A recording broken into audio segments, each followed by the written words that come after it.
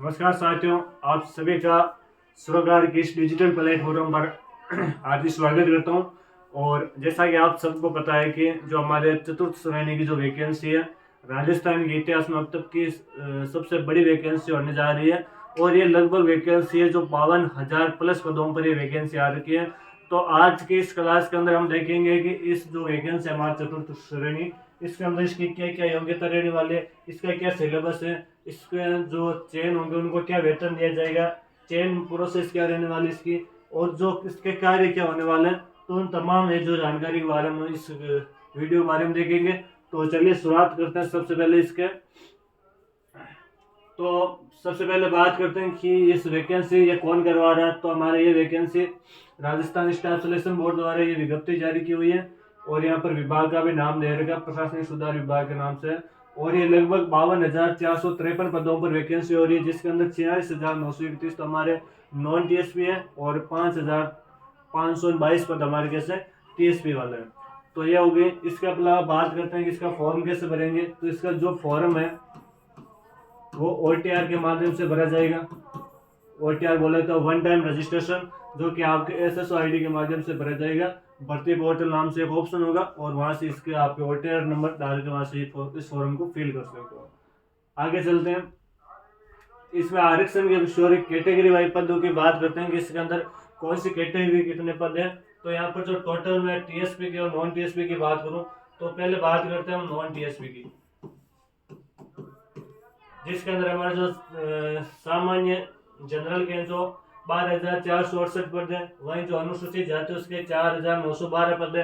अनुसूचित जो जनजाति उसके 3,953 पद है। जो अन्य पिछड़ा वर्ग ओबीसी वाले हैं उनके लिए 6,431 पद है। और जो अति पिछड़ा वर्ग है उनके लिए 1,715 पद है। और जो आर्थिक रूप से कमजोर है उनके लिए हमारे 3,504 पद है। और जो 12 जिले के अंदर शेर जनजाति है उनके लिए 184 पद इसके अंदर स्वीकृत हुए हैं। तो ये हो गई हमारी। इसके अलावा जो भी दृष्टिहीन है उनके लिए भी इसके अंदर कुछ आरक्षण दे रखे हैं। भूतपूर्व सैनिकों के लिए भी इसमें पर्सनल है जो सीटें आ रखी हैं, तो ये आपको देख लेना। इसके अलावा ये हमारे जो टीएसपी वाला जो एरिया है उसके अंदर क्या क्या रहने वाले हैं पद कैटेगरी वाइज। तो ये टोटल 5,000 है और इनका ये विश्लेषण यहाँ पर कैटेगरी वाइज दे रहेगा। तो आगे चलते हैं इसके बारे में। अब आते हैं कि इनका वेतन क्या होगा।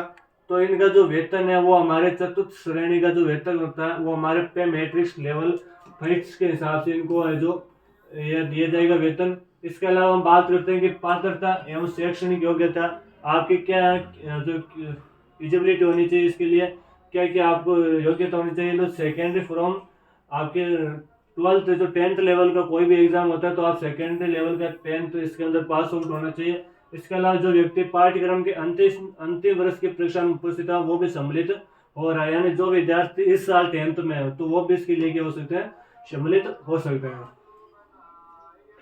इसके अलावा इसमें बता रहा है कि जो मुख्य परीक्षा में उपस्थित होने से पहले जहाँ लिखित परीक्षा साक्षात्कार के 2 चरणों के माध्यम से चयन किया जाएगा।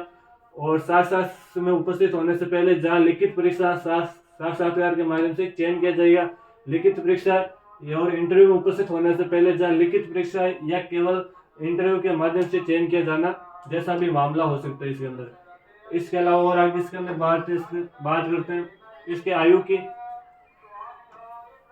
क्या किया है। तो इसके अंदर बता रखा है कि 1 जनवरी 2026 तक आपकी एज क्या हो जानी चाहिए, 18 वर्ष क्या हो जानी चाहिए, पूर्ण हो जाना चाहिए जो व्यक्ति इसके अंदर क्या एलिजिबल है। इसके अलावा यहाँ पर बता रखा है कि 1 जनवरी 2026 तक वे व्यक्ति भी एलिजिबल हो सकते हैं जिनकी एज क्या नहीं होनी, 40 वर्ष क्या नहीं होनी चाहिए, अधिक नहीं होनी चाहिए। अर्थात 1 जनवरी 2026 को तो 18 वर्ष का हो जाना चाहिए लेकिन 40 वर्ष के अधिक नहीं होनी चाहिए। तो इसकी जो मैं बात करूँ मैक्सिमम जो एज है वो तो हमारी कितनी है, 40 वर्ष। और जो मिनिमम है वो हमारी कौन सी है, 18 वर्ष इसकी क्या मिनिमम एज यहाँ पर क्राइटेरिया रखे। इसके अलावा इसमें कुछ जो कैटेगरी वाइज छूट भी दे रखी है, जैसे अनुसूचित जाति जनजाति अन्य पिछड़ा वर्ग इनको 10 वर्ष की छूट है। इसके अलावा जो हमारे सामान्य वर्ग है उनके अंदर महिलाओं को केवल 5 वर्ष की छूट है। इसके अलावा जो अनुसूचित जनजाति है उसके अंदर भी राजस्थान की यूनिवर्सिटी उनको भी 5 वर्ष की पुरुषों के लिए छूट दी जाती है। आगे बात करते हैं पेंशन। तो इसके अंदर बता रखा है कि आपके जो रिटायरमेंट के बाद में आपको जो पेंशन है वो भी दी जाएगी। इसके अलावा बात करते हैं इसका परीक्षा का आयोजन। पहले बात करते हैं कि जो एग्जाम फॉर्म है वो कब भरे जाएंगे। एग्जाम फॉर्म कब भरे जाएंगे, तो यहाँ पर बता रखा है कि जो एग्जाम फॉर्म है वो OTR अर्थात वन टाइम रजिस्ट्रेशन के माध्यम से भरा जाएगा। पंजीकरण शुल्क जमा नहीं किया जाएगा, किसी प्रकार से आपसे कोई शुल्क नहीं लिया जाएगा फॉर्म भरने के लिए। इसके अलावा आप CSC सेंटर से भी इस फॉर्म को भर सकते हो। और फॉर्म जो भरने की ऑनलाइन पत्र जो जमा करने की जो डेट है वो हमारे 21 मार्च 2025 से लेकर 19 अप्रैल 2025 तक रखी गई है। रात 12 बजे तक आप जो इस जो हमारी SSOID है उसके माध्यम से जाकर फॉर्म फिल कर सकते हो। इसके अलावा बात करते हैं इसके परीक्षा का आयोजन किस माध्यम से होगा, तो CBT के माध्यम से अर्थात कंप्यूटर आधारित परीक्षा के स्थान पर प्रवेश करने का अधिकार बोर्ड के पास है। बोर्ड द्वारा एक से अधिक चरणों में भर्ती परीक्षा का आयोजन किया जाएगा, तो वह सामान्य करें या नॉर्मलाइजेशन की प्रक्रिया अपनाई जाएगी। तो यहाँ पर एग्जाम डेट भी है जो बता रहे कि 18 से लेकर 21 सितंबर 2025 के बीच में आपके एग्जाम हो सकता है। और कंप्यूटर आधारित या वो कैसे हो गया, तो वह बोर्ड द्वारा अभी प्रस्तावित नहीं किया, लेकिन बोर्ड करा देगी। या तो आपके CBT माध्यम से होगी या TBT या आपके OMR माध्यम से एग्जाम होगा, लेकिन अभी फिक्स नहीं किया इन्होंने। प्रवेश पत्र, तो प्रवेश पत्र ये बता रखा है कि बोर्ड की साइट पर जैसे अपलोड हो जाएंगे तो आपको सूचना दे दी जाएगी। इसके अलावा बात करते हैं आगे सिलेबस के बारे में। इसके सिलेबस की मैं चर्चा करूं आपके क्या क्या इसका सिलेबस रहने वाला है, तो सिलेबस के बारे में देखते हैं।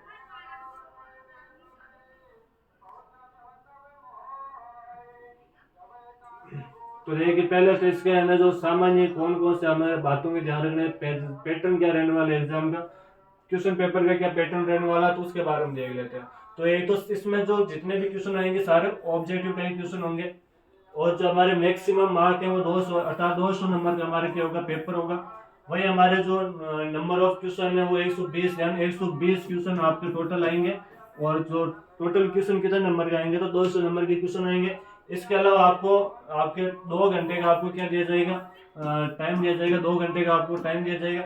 इसके अलावा all question carry equal marks, अर्थात जो भी क्वेश्चन उनके जो सभी के अंक क्या रहेंगे एक समान रहेंगे, इक्वल रहेंगे। और इसके अलावा नेगेटिव मार्किंग हमारे 1/3 यहाँ पर रखी गई है, 1/3 नेगेटिव मार्किंग है। और बोर्ड ऑफ सेकेंड रहता है, जो आपके सेकेंड लेवल का वो बोर्ड होता है उसके आधार पर उसके लेवल के आपके क्या होंगे क्वेश्चन होंगे। आगे चर्चा करते हैं कि इसके अंदर कौन कौन से हमारे जो आने वाले हैं।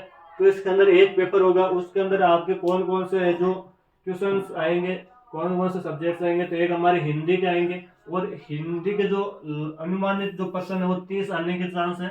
वही मैं इंग्लिश की बात करूँ तो इंग्लिश के 15 क्वेश्चन। इसके अलावा जो सामान्य ज्ञान है उसके अंदर हमारे भूगोल आ जाएगी, राजस्थान के इतिहास और कला संस्कृति आ जाएगी, और भारतीय संविधान और राजस्थान के राज्य में विशेष संदर्भ में राजनीतिक एवं प्रशासनिक व्यवस्था। जनरल साइंस आएगी, करंट आएगा, बेसिक कंप्यूटर आएगा और सामान्य गणित आएगी। इनमें आपके 45 क्वेश्चन तो इन दोनों से ले जाएंगे, हिंदी और इंग्लिश से 45 क्वेश्चन, 30 और 15 मिला के, और 50 इनसे लगभग ले जाएंगे। और मैथ के हमारे 25 क्वेश्चन अलग आएंगे। तो ये टोटल मिला के हमारे 70 और 50 120 क्वेश्चन होंगे। तो 120 क्वेश्चन हमारे आने वाले इसके अंदर। आगे बात करते हैं कि कौन कौन से टॉपिक इन्होंने दे रखा है। तो हिंदी की बात करते हैं सबसे पहले। हिंदी में देखते हैं तो हिंदी के अंदर इन्होंने बता रखा है कि संज्ञा आएगी, सर्वनाम आएगा, क्रिया विशेषण, तद्भव तद्भव तद्भव और तत्सम, देशज विदेशी शब्द, संधि, संधि का अर्थ, संधि प्रकार, संधि विच्छेद, उपसर्ग, प्रत्यय, पर्यायवाची, विलोम शब्द, वाक्यांश के लिए एक शब्द, शब्द शुद्धि, वाक्य शुद्धि, वर्तने के लिए आपके अशुद्धि को छोड़कर। इसके अलावा काल के प्रकार, इसके अलावा मुहावरा और लोकोक्तियाँ, आपके जो अंग्रेजी के लिए जो पारिभाषिक शब्दावली होती है वो। इसके अलावा जो समानार्थक शब्द होते हैं, कार्यालय जो पत्र होते हैं उनसे संबंधित ज्ञान। इसके अलावा आपकी विज्ञप्ति, ज्ञापन, परिपत्र, निविदा, अर्थशास्त्र के पत्र, इन सभी के बारे में आपसे पूछा जाएगा। इसके अलावा हम बात करते हैं जनरल साइंस की। जनरल साइंस के अंदर बेसिकली हमारा ग्रामर है। तो ग्रामर का कुछ पोर्शन इसमें दे रखा है, जैसे टेंस जिसके अंदर सीक्वेंस ऑफ टेंस, वॉइस जिसके अंदर एक्टिव और पैसिव दोनों पूछी जाएगी, नरेशन जिसके अंदर डायरेक्ट और इनडायरेक्ट, और ट्रांसफॉर्मेशन ऑफ सेंटेंस अर्थात जो सेंटेंस होता है उसका ट्रांसफर जिसके अंदर असर्टिव, नेगेटिव, इंट्रोगेटिव और एक्सक्लेमेटरी अर्थात आपके सकारात्मक, नकारात्मक, प्रश्नात्मक और विषयवाचक क्वेश्चन होते हैं WH वाले, उसके बारे में इसके बारे में पूछा जाएगा। इसके अलावा मैं बात करूँ correction of the sentence, sentence के अंदर किस प्रकार का वो इश्यू है वो भी इसके अंदर पूछा जाएगा।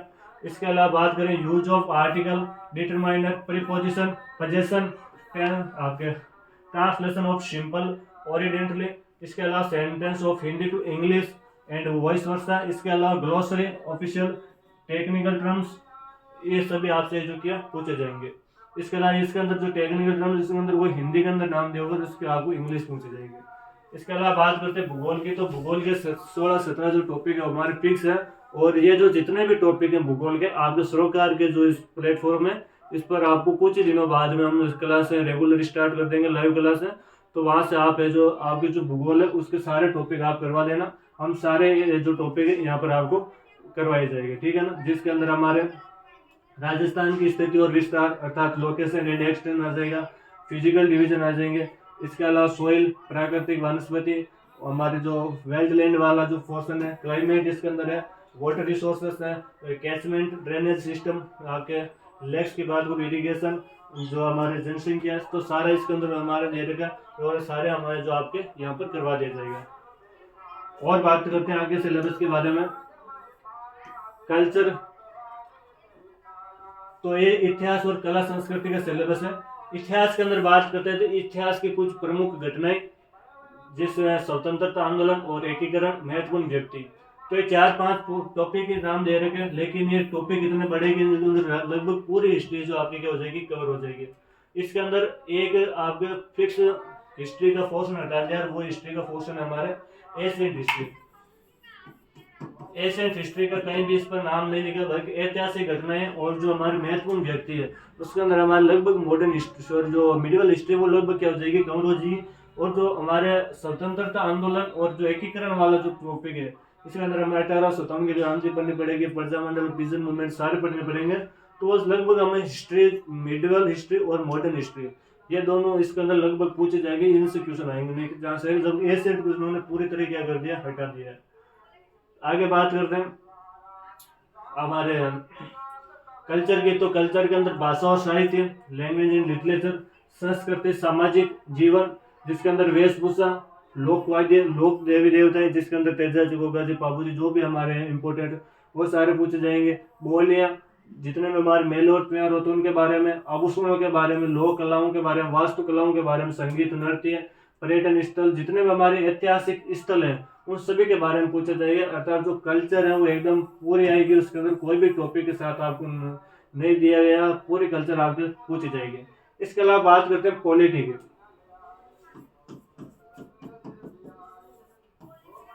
पॉलिटी के अंदर हमारे यहाँ पर भारतीय संविधान एवं राजस्थान राज्य के विशेष संदर्भ में राजनीतिक पर प्रशासनिक व्यवस्था, अर्थात भारत की राजनीतिक व्यवस्था राजस्थान पर विशेष बल के साथ आपको पूछी जाएगी।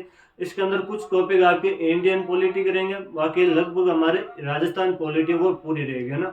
इंडियन पॉलिटी के कौन कौन से इसके अंदर टॉपिक रहेंगे, तो एक तो संविधान का परिचय, आधारभूत लक्षण, राज्य शासन, आपके जो राज्यपाल होते हैं, गवर्नर, चीफ मिनिस्टर, मंत्रिमंडल, आपके एसएम, विधानसभा के बारे में पूछा जाएगा। न्यायपालिका, राज्य के प्रशासनिक ढांचा, मुख्य सचिव, जिला प्रशासन, जिला स्तर पर न्यायिक ढांचा, सूचना का अधिकार अधिनियम, इन सारों के बारे में इसमें पूछा जाएगा। इसके अलावा जनरल साइंस की बात करूँ तो इसके लगभग 5 क्वेश्चन आएंगे। इसके अंदर हमारे जिसमें भौतिक, रासायनिक परिवर्तन, धातु अधातु, प्रकाश का परावर्तन नियम, अनुवांशिक संबंधित, आपके मानव शरीर से संबंधित शब्दावली, इसके अंदर सारे आ जाएंगे। आपके अंग तंत्र, मानव रोग, आरोग्य निदान, और ये भी हमारे जो सरकार के प्लेटफॉर्म पर आपको जल्दी वीडियो जारी कर देंगे हम, तो वहां से आप इसको देख सकते हो। इसके अलावा करंट भी आएगी, जिसके अंदर खेल, राजनीतिक, अर्थव्यवस्था, सामाजिक, भौगोलिक, सांस्कृतिक, पारिस्थितिकी संबंधी एवं तकनीकी क्षेत्र के संबंधित मुद्दे इसके अंदर आने वाले हैं। इसके अलावा कंप्यूटर के कुछ तो पोर्शन दे रखे हैं।